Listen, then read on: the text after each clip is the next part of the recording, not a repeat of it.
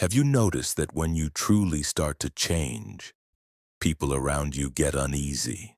They may hide it behind jokes, friendly advice, or silence. But what's really happening is simple. Your growth threatens their comfort zone. When you begin to think differently, act differently, and question what you once accepted, you often find yourself misunderstood or judged. This is the hidden cost of building a strong mind, a strength so real it unsettles others. Why? Because a powerful mind is dangerous to collective mediocrity.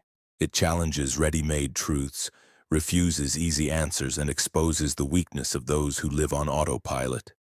Nietzsche understood this. He saw that transformation doesn't happen in comfort. It's forged in chaos, pain, and collapse. He wrote, "One must still have chaos in oneself to give birth to a dancing star." This isn't just poetry, it's a diagnosis.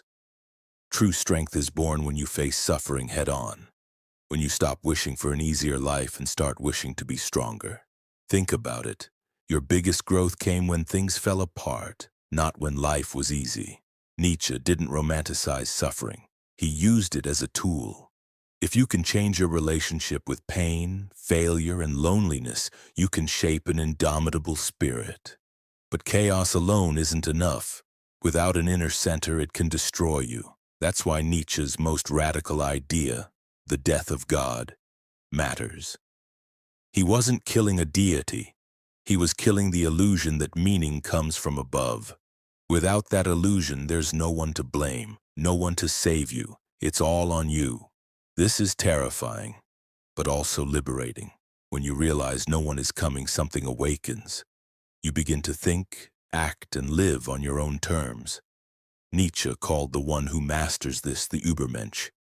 Not a superhero, but a human who rises above herd morality, creates their own values, and doesn't bend to external approval. Becoming this requires sacrifice. You must kill the parts of yourself still begging for validation, endure not belonging, and build an identity from scratch. Most can't handle it. They run back to safety, to rules someone else wrote.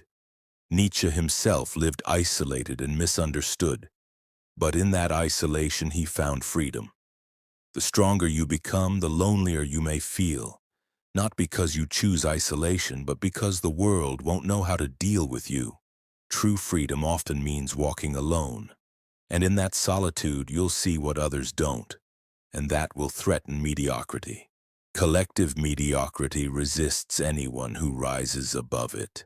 Nietzsche called this slave morality, a system that flips values, calling strength arrogance, ambition selfishness, and independence coldness. It's not compassion, it's resentment. When you refuse to shrink, people will try to pull you back into the mold. They may not attack with force, but with numbers, with the pressure of conformity. They want you small because your existence makes them face their own stagnation. And here's the truth. Building an unbreakable mind comes at a high price. You will lose shallow friendships, opportunities that demand submission, and the comfort of fitting in. But in return, you gain clarity, self-possession, and a presence that cannot be shaken. Nietzsche didn't want followers. He wanted to ignite internal earthquakes, to make you stop crawling for approval and instead live so truthfully that your mere existence forces others to confront themselves. So here's your challenge. Claim your voice. Speak the truth you've been afraid to say. Declare who you are and refuse to bend. Because if you've watched this far, you're not here out of curiosity. Something inside you has already begun to change, and once it starts, there's no going back.